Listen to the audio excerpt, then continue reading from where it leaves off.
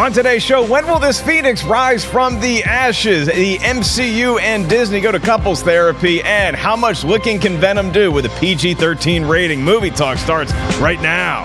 Nice. How much tongue are we getting in that Venom movie? Answer none. If it's PG-13, none. All those alien movies, they're rated R because they get a lot of slime and a lot of stuff. There's 2 mouths on there. Not as much potentially with a Venom movie. That and a whole lot more on today's episode of Movie Talk. That is Mark Reilly, who is on fire with movie quotes right now. And over there is Jeff Sneider, who decided to wear a sport coat to the festivities today. Jeff, you look more dapper. How do you feel? I just like the horizontal stripes because they're like, you know, they're soft. They're not hard. I feel like you have been made over on a Netflix show, and your episode will be coming up in season 3.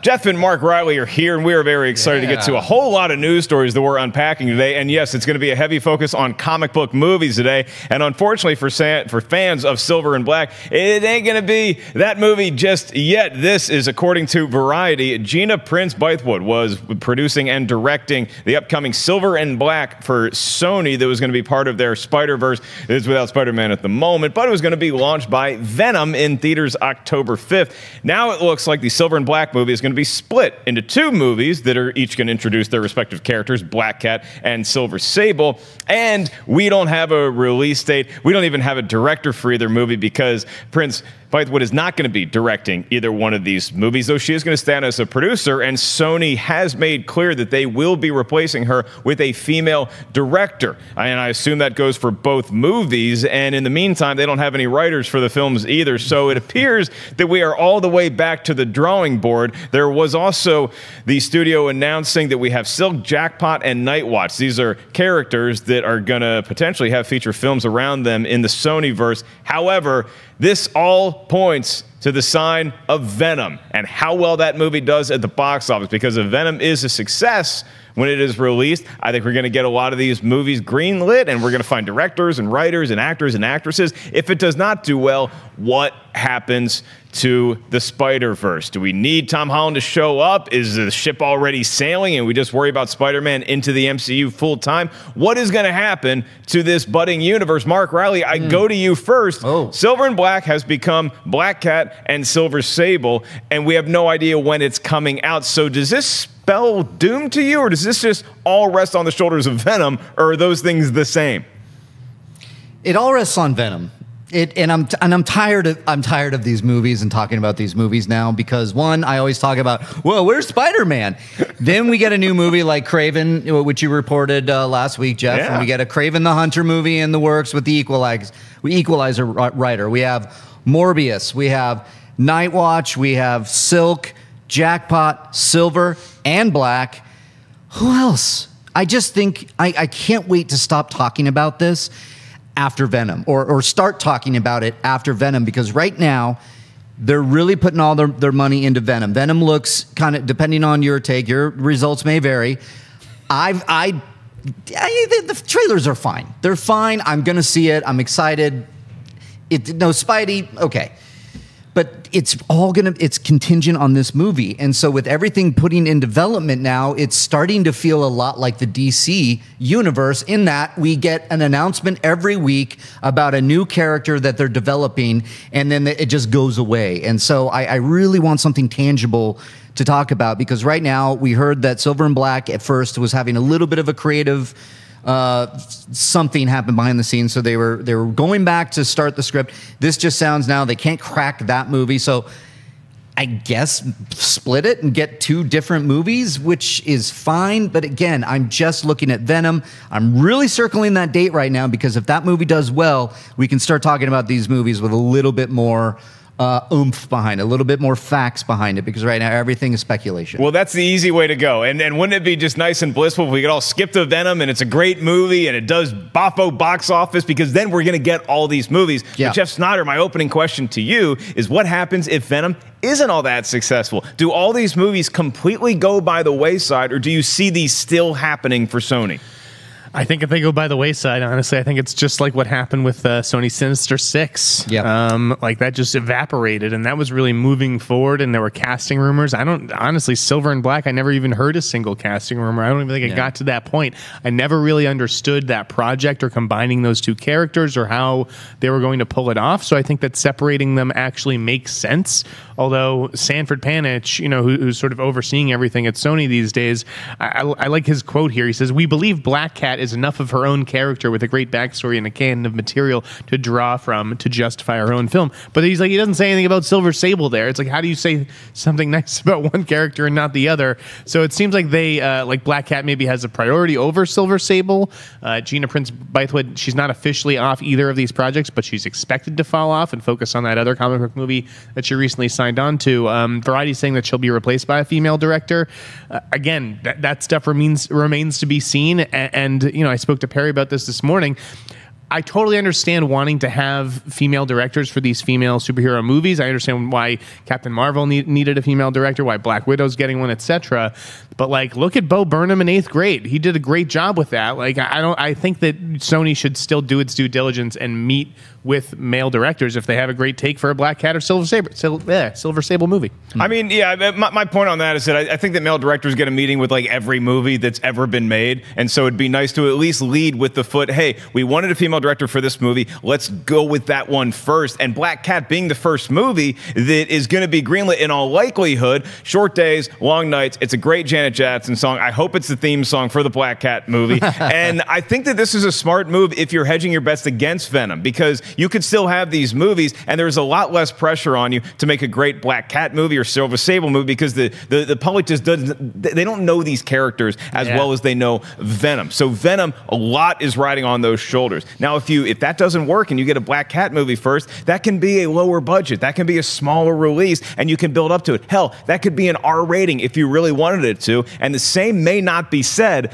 for Venom. In this same article, there was also noted that Venom is being eyed to be PG-13, with the studio saying they want to push the limits of PG-13 to be sure, but they're also minorly concerned about how this character could potentially fit into future MCU films. So you want to make things as copacetic as possible and rating friendly as possible. So Jeff, I go right back to you. PG-13 for Venom. Is that the right play in terms of box office, in terms of artistic quality? How do you see that rating affecting it? I'm afraid that it's not, actually. I think that they should have gone hard R on Venom from the start. I think that they should have taken a look at what Deadpool did for Fox. I think that could have been what Venom sort of was for Sony.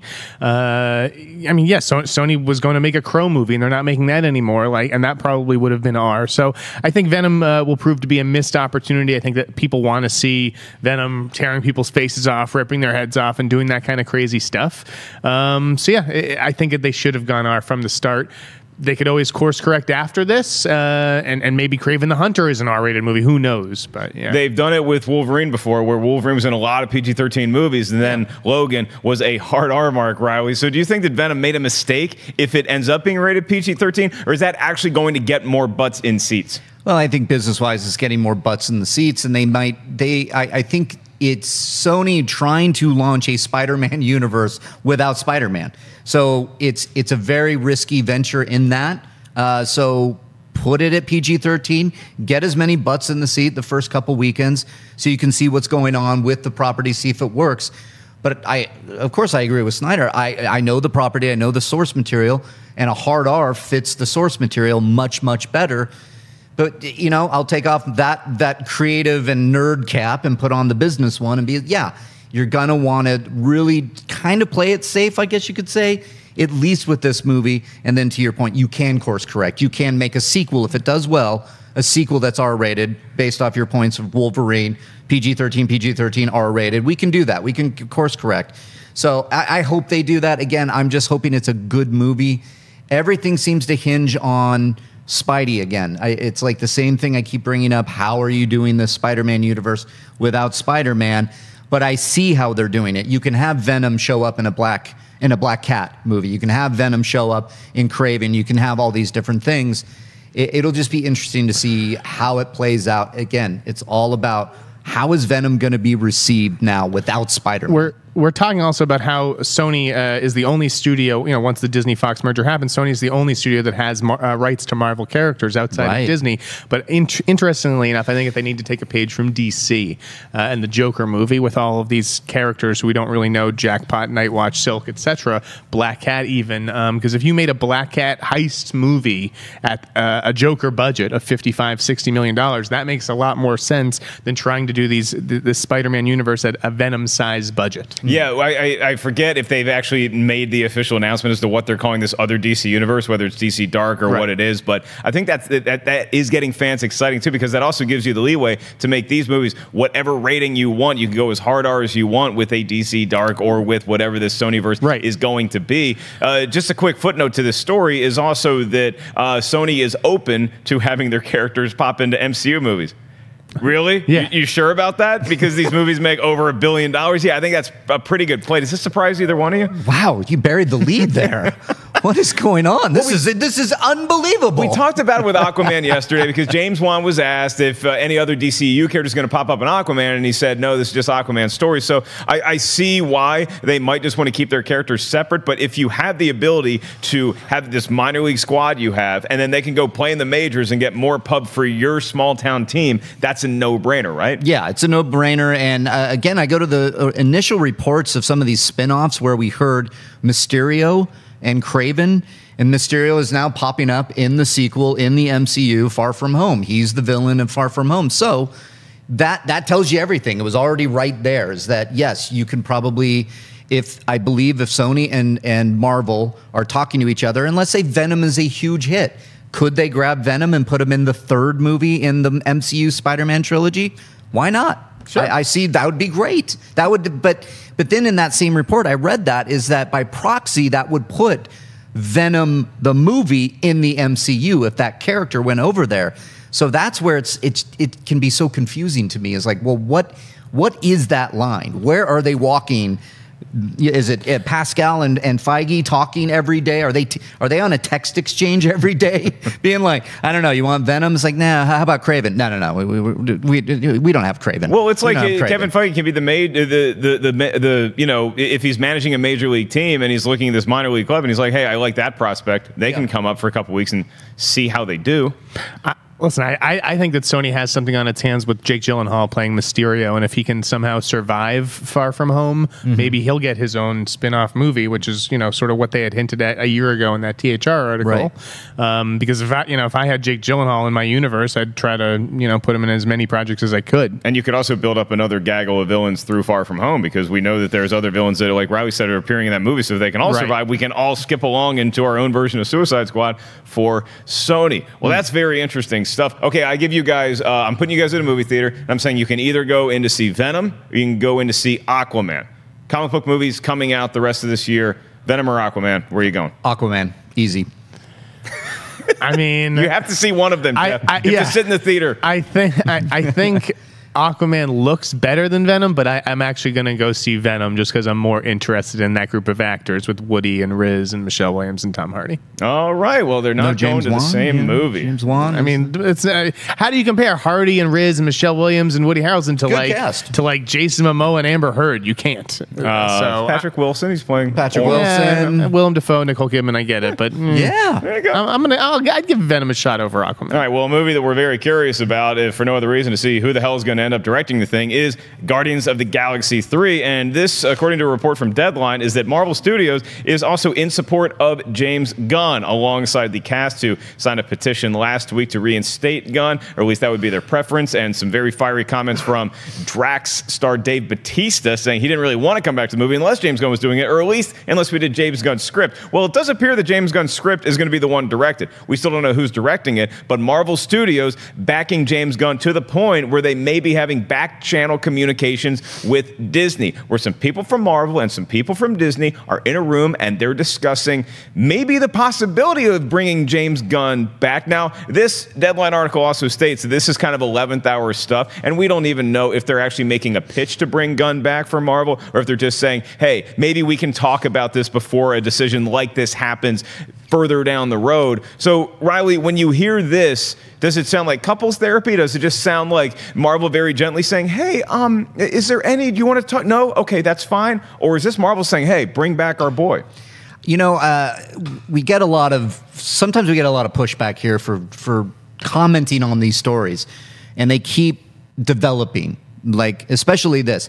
I, for one, am really happy if it is in fact true. Maybe you know more than I do, Sneider. I do lean on you for like some of this inside stuff. It makes me happy to know that Marvel would push back against Disney and go to essentially bat and say, listen, this was our guy that was going to usher in phase 4 of Marvel. This was our guy that was talking about cosmic MCU. This was our guy that was reportedly going to work on maybe some spinoffs that would be set in the MCU cosmic universe, whether that's the other Guardians that were introduced in Volume 2, whether that's an Adam Warlock, whether that's the Eternals, whether that's whatever. So it makes me happy to hear that maybe it is Kevin Feige going over to Bob Iger and being like, dude, come on. This was our guy. We had meetings, we had scripts, we had outlines, we had all these things in the works, and now it's done, it's over. Then you hear that other report that it's like, no, maybe Marvel will still work with them. And Sneider, to your point, we were talking off air, you'll probably mention this, but no, he's off of this. He's off of Volume 3, and that's that. But then I look at Bob Iger, who's one of the most powerful men in Hollywood, did a statement saying, nope, we can't accept this. This is going against everything that Disney is trying to build right now. It's our brand. It's going against that.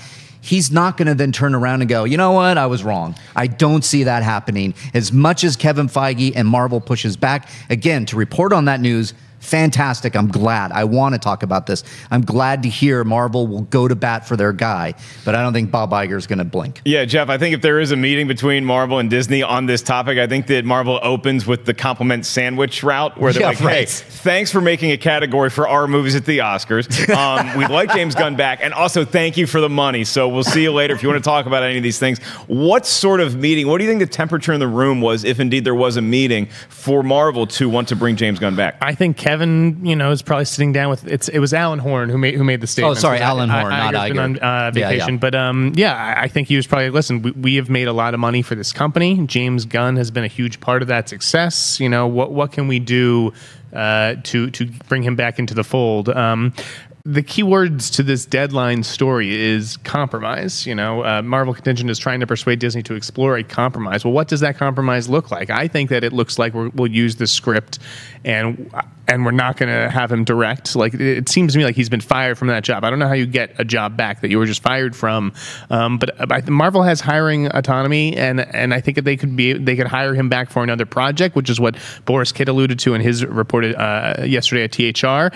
Or, I saw McWeeny talking about this, actually, the Schmoedown's own Drew McWeeny talking about this on Facebook, that Gunn has actually, brought in a whole bunch of other filmmakers to oversee that cosmic phase 4, names who we haven't seen reported yet, and that he was such a big part of Marvel's plan to essentially open up the MCU into this, bring it into the next phase and whatnot. Right. I just don't see how you go back from the Alan Horn comments, which were the offensive attitudes and statements discovered on James's Twitter feed are indefensible and inconsistent with our studio's values, and we have severed our business relationship with him. I don't know how you walk back a statement like that. Yeah, but you also say sever your business relationship, but that just means for this film? Like, where we could have you back, we could have other business relationships with other movies. That's fine. And it does seem to me like, regardless of what you want to believe about this report in particular, is that Marvel probably did have other plans with James Gunn. Even if he's not directing other movies, maybe producing, like you said, Jeff, maybe an executive producer, shepherding in other filmmakers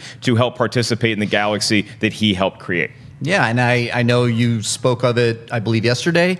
It was actually every day for the last every day we've spoken on James Gunn, but he's going to be fine. I think that was the report that came out, that there are big studios willing to work with them, and not just willing, but willing to throw probably a lot of money at him. And hey, why don't you? And I saw a number of tweets like, what about Green Lantern Corps? He could do that and fit in nicely. And, it's like, sure, yeah, Guardians of the Galaxy, space, Green Lantern Corps, space. But to your point as well, Jeff, I like the idea of him getting his hands on a really great property. It doesn't have to be a comic book property. Yeah. It could be a number of things.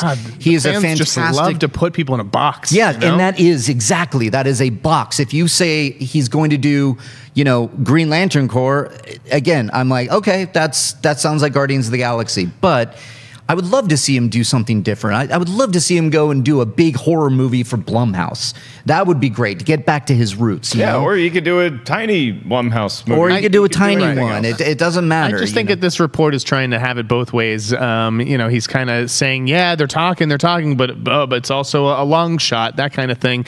So it felt to me like a rewrite of Boris's story yesterday. I didn't really think that it added too much new. And then at the end, it closes with, what principled filmmaker would feel good about taking over this job in such circumstances? And I think that's kind of like, what is Peyton Reed a bad guy because he came in and took over for Edgar Wright? Yeah, I think Ron Howard's a bad guy. Yeah, and whether that's creative differences on a movie that was already shot, or just things from tweet, like people are going to come in, take an opportunity. You can do it in a classy manner, and I think that we could all learn something from if classily some of these handoffs have happened. If Gunn is replaced, I don't think whoever comes in should feel bad about that at all. I think this meeting is the equivalent of what I was a master at when I was in high school. Is like, like when the teacher asks a question and you don't know the answer, but you want to look like you know the answer. As soon as she calls on somebody else, you raise your hand. Like, oh, I thought of it, but you had already called on them. So you take this one, Doug, and then I'll just be around here for the next one. And I was really good at that. Looked like I knew what I was talking about. I never have, and I still don't.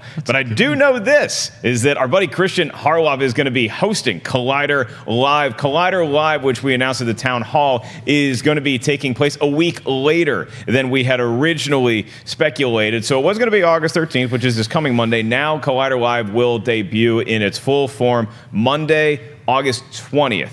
10 a.m. PST, and we'll go for pretty much as long as we wanted to. And on the note of Christian, I mentioned yesterday the family tragedy that he's currently dealing with. He is with his family and loved ones, and once again, we send all of our best to Christian, as I know you guys have as well. He thanks you for your support. Talked to him a little bit this morning via text, and he's doing okay, as well as can be expected. He's staying strong and being the leader that we know him to be for his family, and him and his brother have set up a GoFundMe for their fallen brother Kevin. You guys can check out the link in this vid's description if you want to help contribute to those expenses.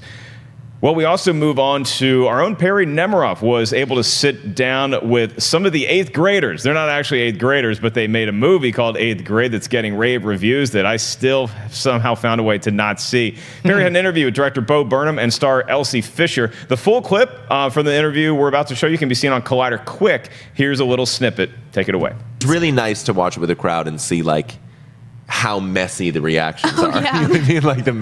Like you just hear like like you'll hear people like groaning. And what's really nice is when I'm in a theater and I just see like heads go down, or people bury their heads in like their friends' shoulders and things. That's really fun, because that's the experience of being a middle schooler. All you want to do is like crawl out of your skin and not watch your own life.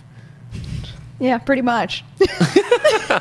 Is there anything that Kayla goes through in the movie in particular that brought you guys back to your middle school experience more so than anything? Because there's a lot to relate to here, but I would say I have at least one thing that kind of, dug deeper than more. The smell of a middle school is like when we walked into middle school, it's like, whoa. Like that's sort of like it's like that, like, I don't know. It's impossible to describe. When we went to the art classroom, that killed me. Right. Because you smell like the actual, like, what are those like chalky crayons called or whatever? Pastels? Pastel. Like, that's what I feel like I'm smelling, like wet, soggy, old pastels in the air. But also, like, the pool party, like, we just threw a pool party, and the kids were just in a pool party, and it was like the sound of like 20 kids like rocking out is maddening. And gives me like Vietnam flashbacks. I mean, the pool party was like, I haven't been to that many because I don't have friends. Or a pool. Just say it's because of that. Sure. Come on, let me be sad on. Okay, yeah, go for it. I think you're in some pretty good company here today. I think so. Yeah. I meant middle school friends. Thank you. Yeah. No, but I mean, like, that was very real, and it was a real pool party.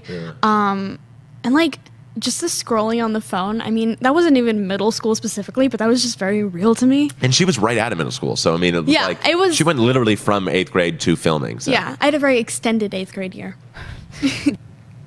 The squeaky studio returns. Jeez. Thank you, Perry Nemiroff. Sorry. Once again, you guys can check out the full interview on our new channel, Collider Quick. We also introduced that during the town hall, so go ahead and subscribe over there for Perry's interview and a bunch of other fun short-form content. Well, back here on Movie Talk, we are talking about comic book movies still, yet again, once more. But this is kind of a new spin. We haven't talked about X-Men in a while. Remember they had a movie that was going to come out earlier this year, and then they said, oh, it's coming out in the fall of 2018, so get ready. And we were ready for Dark Phoenix. Then they said, man, this A-list cast, they're just tough to get together for reshoots. So we're going to push the movie a little bit further back into February of 2019. That's currently where the release date still stands, but a report from a Montreal outlet, La Presse, reported that the movie is going to be taking up to 3 months of extensive reshoots, and then that report was quickly shot down by our own Collider, and I believe Stephen Frosty Weintraub, that is a source close to production, had told our team that report is erroneous and that the reshoots are about 2.5 weeks total, which is your standard reshoot fare for big comic book movies. I think that's what Thor Ragnarok was. Black Panther, the same thing. They're reshooting some additional action in the film's third act, according to this report, a couple new scenes, adding some shots for existing scenes. This is all par for the course when it comes to a big budget comic book production, but it's reshoots and people get panicky about them. So Jeff Sneider, what do your ears burn with as far as X-Men Dark Phoenix? Is this thing in full panic mode? Are we going to get the release date pushed back again to accommodate all these reshoots, or are we knocking out 2 weeks and we're still on course for February? Yeah, I think reshoots are part of the game for these big budget movies. I think that they're listening to criticism that is poured in from the test screenings. 2.5 weeks sounds quick. I think it could be closer to a month, but it's definitely not 3 months.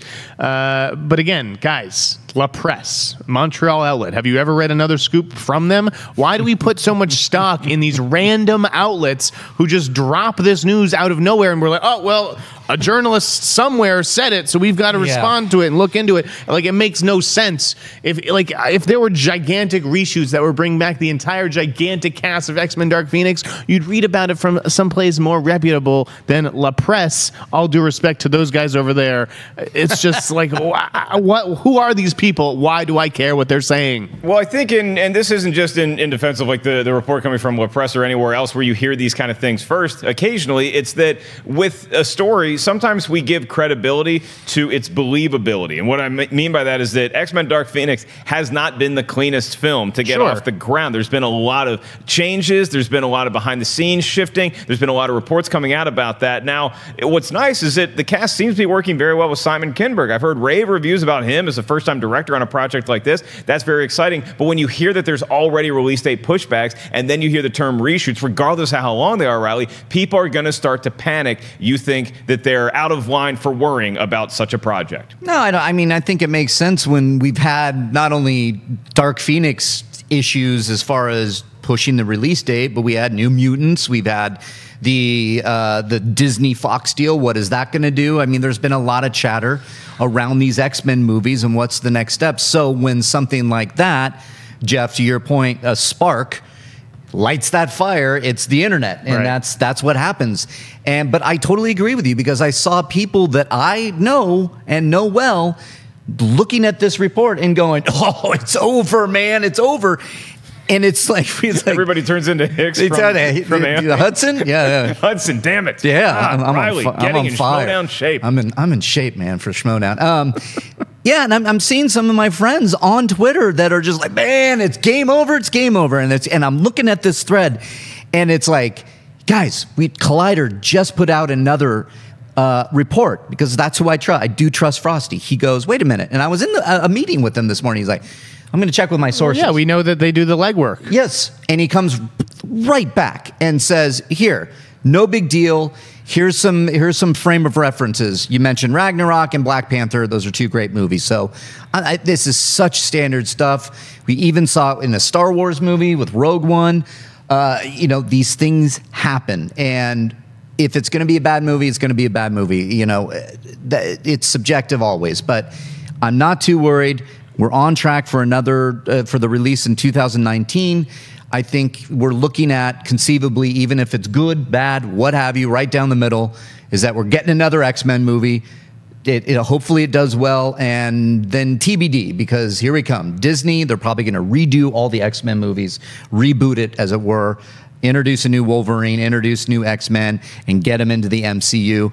Personally, I would love to take the crew we have now and put them into the MCU, but that doesn't seem to fit in my head canon. Maybe you guys out there have a better way to do it, but that's where I'm standing right now. Well, we are going to save some time for your live Twitter questions at the end of this show, so go ahead and start tweeting us right now at Collider Video. Use the hashtag Collider Movie Talk, and Reilly brought up Hudson's famous quote from Aliens, "Game over, man, game over." Yeah. You know what our next story's about?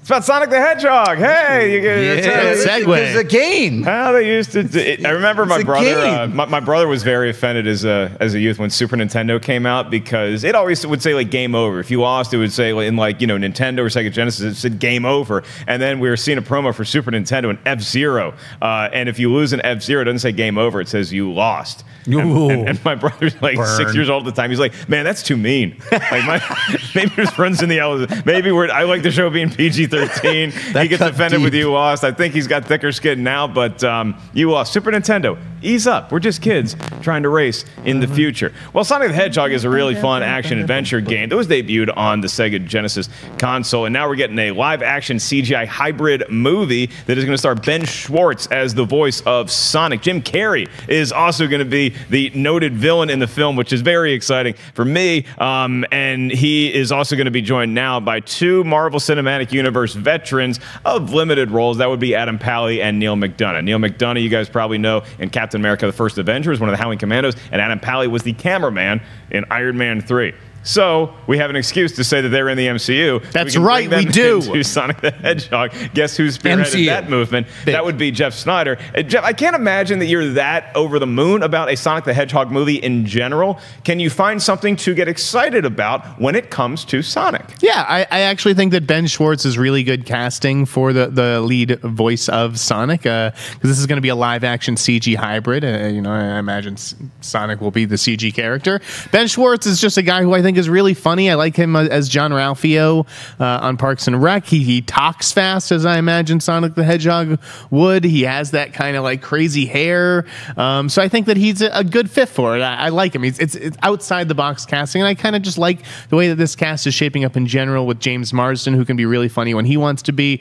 Jim Carrey should make a really fun villain. I'm looking for, I never really played Sonic as a kid. I was always more of a Mario guy, but I'm looking forward to seeing what they're coming up with over here. Yeah, well, Ben Schwartz as Sonic the Hedgehog he's done a lot of voiceover work too. I think he's appeared in like the DuckTales animated series. And thank you very much. Now that song stuck in my head for the rest of the week. Ninja Turtles, he does the voice of Leo in a run as well. But Reilly, we got to give a shout out to our boy who also does the voice of Sonic the Hedgehog. Yeah. Come on. Roger Craig Smith. The original Sonic. Come on. Great man. That's our guy. Man. That's the guy. Let me play his drum set one time. Love you, Roger. Coming back to the house soon. That's the guy. I was weighing in on Twitter with him, checking him out, texting with him, wondering what happened. What happened? And I know what happened. It's Hollywood. That's what happens. But I know there was a great groundswell of support for Roger Craig Smith to voice Sonic. I thought he had a chance because he's done it so many years, and that was my pick. But sure, this Ben guy, that's his name. Does this movie give you guys? I mean, I know it probably gives Sneider pause, because you can so easily equate this to the Smurfs disasters, as far as I'm concerned, especially the first two Smurfs. The last one, where it was pretty much all Smurf CGI, that was okay for a kids movie. This Sonic movie, just reading it on paper, as much as I want to get excited about it, I like Hank Azaria too. He was a live action villain, Gargamel, in the Smurfs movie. Jim Carrey probably going to be some version of a live action Dr. Robotnik, I would imagine. And so it seems like it's following a lot of the same beats as the first two Smurfs movie. Reilly, am I right to be sweating about this? No, because I think the difference is Jim Carrey. It's Jim Carrey who I think that this part is kind of, it's reminiscent of me with some of his earlier work, where he just gets all rubber-faced and just likes to have fun, and that's what I'm looking forward to. And you even said James Marsden is hysterical when he wants to be, so that's great casting.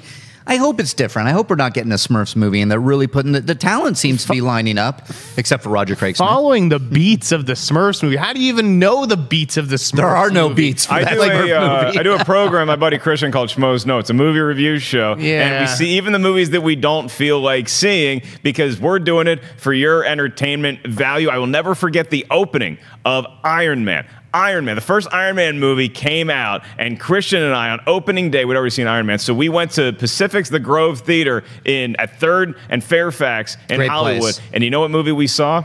We walked in to go see, I can't even remember the name of the movie. It was the McDreamy's in it, and it's like the wedding something. It's like some wedding movie. And Yeah, I can't, the Wedding Ringer? the wedding? No, it was something Best else. Man? I'll look it up. But anyway, it's not a good movie, and that's what I do for Schmo. So yes, I will totally see a Smurfs movie, and Maid I will of see the Honor. Sonic the Hedgehog movie. It was Maid Maid of of Honor. Honor. Yeah, Maid of my Honor. bud But Whitney it's Cummings is in it, but that's the only Right. redeeming quality of that movie. Not a great flick. And it was funny because we walked into the theater, and Christian and I walk in as just like two bros, going to see Maid of Honor. Everybody else in the theater, literally, you could hear them giggle like they're in the wrong theater. They thought we were in the wrong theater, and funny. we were there to see Maid of Honor. Damn it! Well, I'd rather see, as far as CG and live action hybrids go, I'd rather see something like Sonic than iHop or it was called Hop or Peter Rabbit. Like Right. those are really kids movies. I can at least see Sonic skewing a little bit older and appealing to teenagers. We do have the log line. I don't think that's been reported yet. Ooh, what's the log James line? Marsden's going to play a small town cop from South Dakota who ends up going on a road trip to San Francisco with Sonic the Hedgehog as they race against the evil Dr. Robotnik to recover Sonic's rings. I don't know who Neal McDonough's playing. Probably a bad guy. I mean, he doesn't look like a good guy. Look at this guy's 1,000-mile stare. But Adam Pally is going to play. No, He's a very Marvel's nice man Marvel's in lending person. him to Sony, so he's going to reprise his role as the first Avenger or Howling Commando. He does play a lot of bad guys. Yeah, and Adam Pally is going to play one of James Marsden's fellow cops. Okay. Well, there you go. Yeah, Hot scoop, we'll see. courtesy of Jeff That Snyder. sounds like a movie. Late in the game. sounds like a Fun movie. fact about Neal McDonough is that, and this is just a rumor, I'm not sure if it's actually true, is that there's a very famous bar near the Grove called St. Nick's. It was, you remember St. Nick's? That was a great bar. Come on, that was our stomping ground for so many years. It was y'all's stomping ground. I was kind of a late were bloomer. there, I right? thought they charged a little too much for Amstel. They but did. They Christian did. loved it. That was his cheers, and the bar unfortunately closed. A lot of comedy people went there. You'd see a lot of SNL veterans there from time to Yeah. time, and the bar closed, and it was a big to do. And the sign for St. Nick's is apparently it was recovered and owned by Neal McDonough.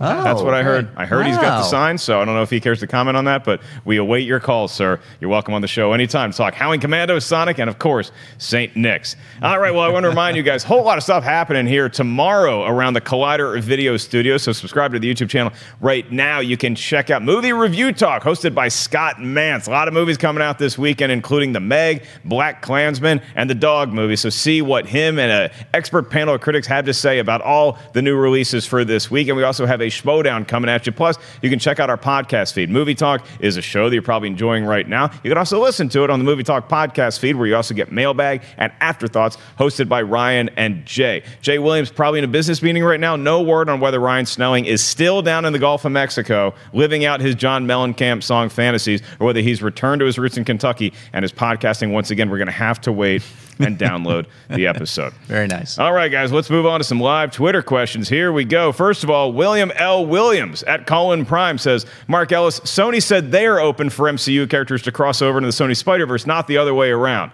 Sony is open to go that way. Sony is happy to have their characters go, and Marvel would probably welcome them. But you're right. It's not explicitly said that any MCU characters would go over to Sony unless Marvel approved it. We don't know if that's going to happen. I would guess not anytime soon, unless there is a Spider-Man cameo in Venom, which we don't know if it's going to happen or not. Right. All right. Our first official question here comes from. I welcome the comments. You guys got some criticism? Let me Just have a it. little, just a little house cleaning. All right, so Chris at Markel's been asking this question for a while, and it's a bit of a thinker, so put your thinking hats on, or Snyder, you don't need to because you have a computer for some reason.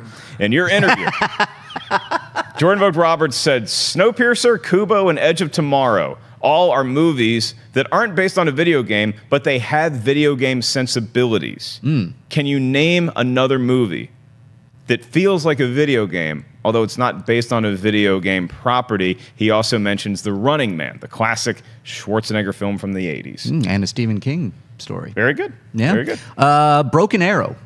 That's a video game. Can you imagine getting a nuclear getting on a nuclear train and trying to stop a nuclear warhead and running from each train and having to battle dudes, and that's a video game. Yeah, all right. It jumped in my head. Could have also gone Under Siege 2 if you want train battles. Under Siege 2. That's a Jumanji: Welcome to the Jungle is the closest thing to like a good video game movie that I think that there's been, and that's not based on a video game. Also, Hardcore Henry, that movie, which Damn had that was going to be mine. Yeah, that first person POV thing. Sorry, Ellis. Yeah, no, it had that feel, and mixed reviews for the movie. I thought it was very inventive, and it was amazing to see Charlotte Copley play so many different characters. Yeah. And Hardcore Henry certainly one to keep around if you like movies that feel like a video game. So if they took all those, then I'll probably just take I don't know, Flight of the Intruder. It's a plane movie, and there's a lot of flying in it. All right, I love The Wizard. The Wizard. The Wizard's great. Yeah, the glove with the Fred Savage movie. Yeah, not bad. People overlook that one. I don't overlook it. I saw that at a birthday party when I was like 7 or 8 years old. Blew our minds because that was the introduction to Super Mario Brothers 3 to the States. Nobody knew that game was coming out. And when the guy's on stage at the end, he's like, you're going to be playing a brand new game. Us snot-nosed kids are sitting in the crowd like, all right, what's the game? He says Super Mario Brothers 3. The eruption in the theater was like nothing I've ever heard since. It was like a rock concert all of a sudden. We were watching it. Some kid who's a neighbor of mine, his parents went to Japan. They got him an early copy of Super Mario 3, so we played that. Just good days. Super Mario 3 is Williamsburg, fun. Virginia. That's a good game. Remember you get the raccoon tail? Yeah, exactly. And you the little feather. The raccoon tail is great. Have you seen? You can go on YouTube and check this out. There's a kid that plays Super Mario 3 and he beats it in like 16 minutes or something. Yeah. It is unreal. Yeah.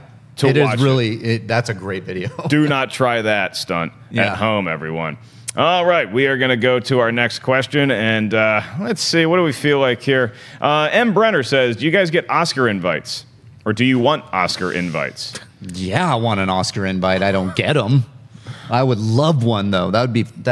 You've gone to the Oscars? I have gone to the Oscars once. I've never been in the actual room. I was in the press room backstage, and that's a very cool experience. They give you like an auction paddle, like with a number on it, and they will call on your paddle when it's your turn to ask a question or whatever. So like I think I remember asking Trent Reznor and Atticus Ross, like, do you think that winning an Oscar for The Social Network will open it up to like more popular musicians and artists doing movie scores, which it did.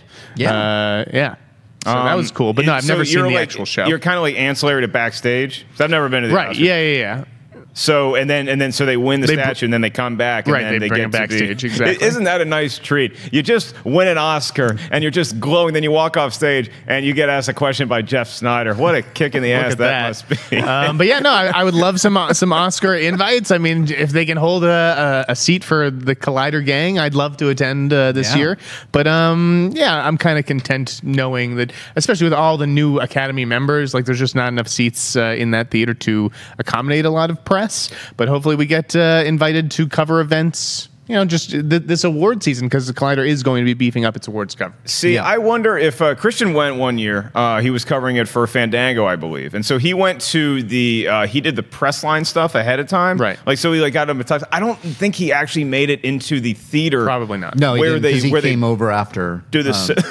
That's right. He came over. He watched it from Mark's living room. Yeah. No. We were doing the Collider commentary, and he came over after. I remember that. I think it'd be fun to go. Like, I want to go and like be in the theater though. I don't want to work that night. If I'm going to go, I want to like go and enjoy the show. I don't want to like. I never like to work. This is about as hard as I work. Just so you guys know, old Mark doesn't really exert himself. Ellis is wearing shorts right now, just so we're clear. It's like 110 degrees it's outside. Hot. It is hot. What do you want? And I got no shoes on. Yeah. I blew up his spot there. He's mad. See my foot? There it is. Hey, all right. I am shoeless every time I do this show. Don't peek behind the curtain here. Our last Twitter question is going to be one that maybe you guys can answer right like that. Maybe you got to think about it a little bit. It comes from Brad Whipple, and he says, if you could see only one movie for the rest of 2018, which movie are you going to go see? Oh. And please defend your choice. Oh, so one movie the rest of the year. It's already come out, or obviously it needs the rest to come of the out. year. It's, so you can still pick the Meg or Black Klansman or Dog Days, but it's not a movie that's already come out. The rest of the year, but you only get one more movie. What are you seeing? Oh, the rest of the year. Yeah. My advice is don't pick X-Men Dark Phoenix. Yeah. Oh boy. Snyder. Okay, I'll go. Please. This one was added to Toronto yesterday, and I'm dying to see it because I loved the invitation. I'm going to go with Karin Kusama's Destroyer, starring Nicole Kidman as a woman who I think she's like escaped a cult or gone up against a cult in the past, and then the cult resurfaces, and yeah, it sounds awesome. I can't wait for Destroyer. That does sound awesome. Yeah. That's going to be amazing. We had her on Nightmares, Collider Nightmares, and talked about the invitation. That movie. Okay, so phenomenal. you remember having her on Collider Nightmares, but you can't remember what your answer is. I think it's I know Halloween. your answer. Thank you. It's Halloween. Yeah, I will grab Halloween and hold on for dear life and watch that thing the rest of the year. I cannot wait for that movie. Yeah, I'm looking at the slate, and there's some ones that sound appetizing to me. To be honest, there's nothing that I'm like, oh man, I need to see that, or my life's not going to be complete. Like, I'm interested in The Predator. I am interested in The Nun. You don't have to be. Halloween, clearly. Halloween, yeah. You know, the Fantastic Beasts doesn't really do it. Wreck-It Ralph 2, I'm interested to see. Creed 2. Creed 2 popped in my head too. Creed 2 is probably it, yeah. Yeah? Bumblebee, Mary Poppins Returns, you know how I feel about the 8th best babysitter in cinema history. But Aquaman, I'm excited about. Venom, I'm excited about. Creed 2 is the official answer. Wait, can we close the show out with, did you say 8th best babysitter? Yeah, she's top 10. I want to hear the other 7. I'll get that ranking for you on Monday. Yeah. I know right now is who number 1 is, and that's Elizabeth Shue, Chris Parker from Adventures in Babysitting. Damn right. I was going to say the same thing. That's right. Watch out for those Nestle Crunch bars, Uncle kids. Buck. They'll give you Uncle acne. Buck. Thank you guys for tuning in to this episode and this week of Collider Movie Talk. I want to thank my esteemed panelists, Jeff Sneider and Mark Yodi Reilly. I am merely Mark Ellis. I'll be at the Comedy Store Saturday. If you want to get tickets, you can go to the Comedy Store's website in the original room and enjoy movie review talk tomorrow right here on Collider. Hey everybody, Mark Ellis here. Thanks for watching this episode of Collider Movie Talk. You want to watch more? Then click up here, or you can click right here for more great content from Collider. And if you haven't subscribed to Collider Video, do so right now and share this vid with your friends. Thanks for watching.